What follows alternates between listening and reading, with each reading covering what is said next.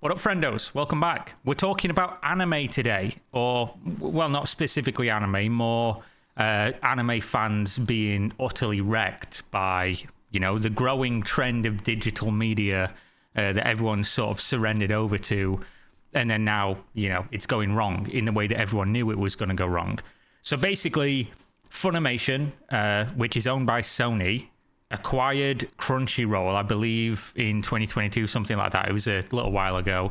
And in doing so, everybody knew eventually the two competing platforms were going to merge in some way, with one of them ceasing to exist. Now, people assumed Crunchyroll would be the one to cease to exist because FUNimation was owned by Sony, right? Well, of course, now they both are, but with that being their first project and Crunchyroll being the one that they acquired, it would make more sense for Crunchyroll to go away.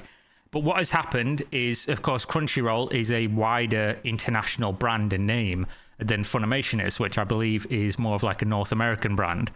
So what they've done is they've closed FUNimation and they're rolling the FUNimation stuff into Crunchyroll, but not all of the stuff. Now, in FUNimation, what you could do was purchase digitally TV show, anime shows and movies by getting like a code or whatever from a physical purchase, and then using that code to redeem the digital purchase, which of course was a perk of buying it. You'd look at it and it'd say, oh, if you buy this, you also get a digital copy on this service. So you'd be like, oh, that's, good value, and you'd buy it, and then you'd go home and you put the code in, and then you'd have a digital version of the thing you bought. Cool so far, right? Now, obviously what's happened here is they're closing FUNimation.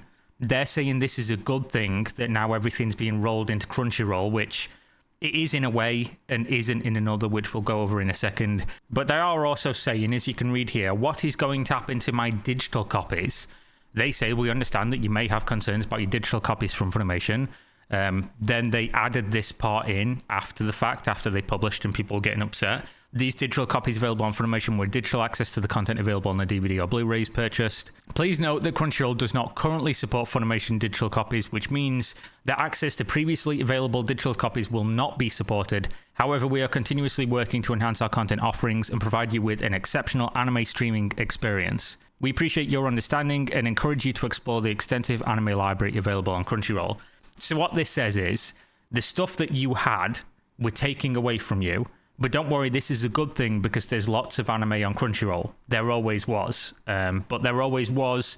Plus, I had this stuff that I paid money for. And now you're telling me it's actually a good thing that I no longer have this stuff I paid money for because I have the thing I could have been paying money for this whole time, which obviously doesn't make a whole bunch of sense as a consumer. We're taking stuff away from you, giving you nothing really new, and we're telling you that this is good for you. Classic PR. Obviously, nobody can read this and think it's a good thing. It is what it is.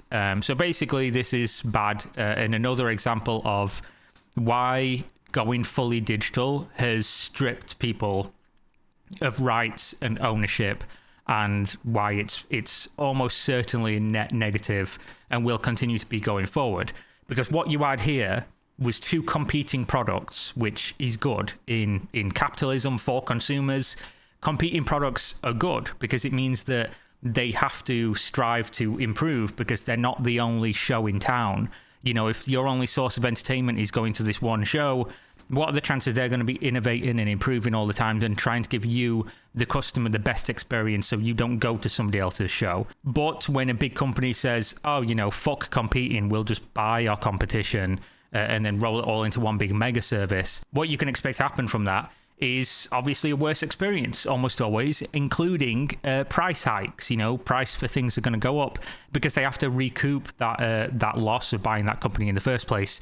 And why would you even be the one-stop shop for something if you wasn't going to charge a premium for it? It just makes sense to do so. So that's exactly what you've got here. And my complaint about streaming services and anime in particular, and a lot of anime fans have said this to me when I've covered other things related to anime in the past, is that anime has a lot of problems with where to find it, right? Because not everything's on Crunchyroll, not everything's on this other service, not everything's on Netflix, not everything's on Hulu, not everything is on one service, which you have in streaming full stop. You have nowadays for normal shows, you've got Netflix, Hulu, Amazon Prime, Disney, HBO Max, a million others that I'm not even going to mention. You all know there's so many out there nowadays. So it's not convenient, right? And in a way, Funimation being rolled into Crunchyroll and then basically renegotiating some of the contracts they had for licensing for some shows and anime movies going into Crunchyroll now, that means that you're only paying for one service instead of two. But there are still stuff that aren't available on Crunchyroll, and now with them doing this, there's a lot of people that are saying, you know, you're just convincing me to pirate things now. You're just telling me that even if I want to go the correct route of being a conscious consumer and buying the products I want to use, if you're just going to take that away from me at a later date without any real recourse, then why the fuck am I doing that? Why am I not just doing this other thing that would be as accessible but not waste my money in the long run? And we have this problem, and we'll have this problem going forward in pretty much all media, right? I mean, people are buying, instead of buying hard books, books you can hold in your hands, people are buying, Kindle copies, digital copies of books, PDFs. People are buying video games on Steam and have been for a real long time. Consoles now are basically doing away with, as we saw with the PlayStation 5. Do you want a digital PS5 only that has no CD drive? Or do you want one with a CD drive? And they're doing that specifically because obviously most people buy digital anyway. I think on consoles, it's held out a little bit longer. But for PC people, I don't remember the last time I bought a physical PC game. I mean, why would you? The alternative is more convenient. And obviously we've traded convenience for actual ownership of stuff, because your Steam account, your Activision Blizzard Battle.net account, whatever it is that's digital, you do not own what is on that account. You are leasing a license of what is on that account. And as soon as they shut down, they don't owe you shit. And that's not to say that companies like Valve wouldn't have some kind of service if they ever shut down, which is, that's never going to happen. Although everyone thinks it's never going to happen until it does. I'm sure they would roll out a service where you could download your games and it wouldn't just be, lights out, you lose all your shit. But obviously there's other aspects to this in digital ownership that isn't as black and white as if it shuts down, we lose everything, or, everything's all good and it's convenient and great. There is also the fact that with digital media, you can't sell it when you're done. You can't trade it. You can't let a friend borrow it.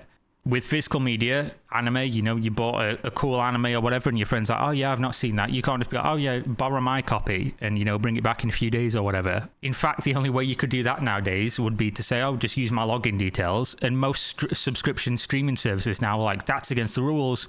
We'll ban your account if you let people borrow your details and log into your accounts.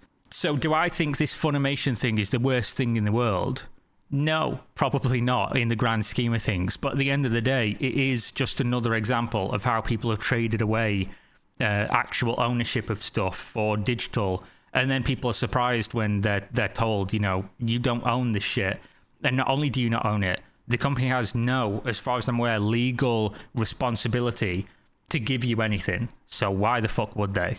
It's going to be the outliers that say, oh, you bought this stuff, so we're going to give you 3 months to digitally download everything, make your own copy on your own hard drives or whatever on your own cloud service, and then we'll take it all down. So I guess that's it for this. What I will say is I've never bought digital TV shows or anime or movies. I've always just bought them and collected them. I obviously used to buy physical video games, especially on console, and I still do on console. Very rarely that I ever play a console. But this is another reason vindicating why you would buy physical movies and stuff like that, because nobody can take them away from you, right? It's inconvenient to have a bunch of stuff and then to go find it if you want to watch it and move it if you're going places or whatever else. That is inconvenient.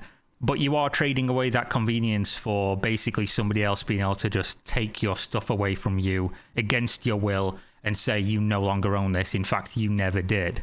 So as with everything in life, there are pros and cons, and I guess people get to decide which one they want. I've decided with video games that the convenience of just being able to log on to Steam and press a button and buy something and download it, and the risk reward of, is Steam going to shut down and am I going to lose all my games?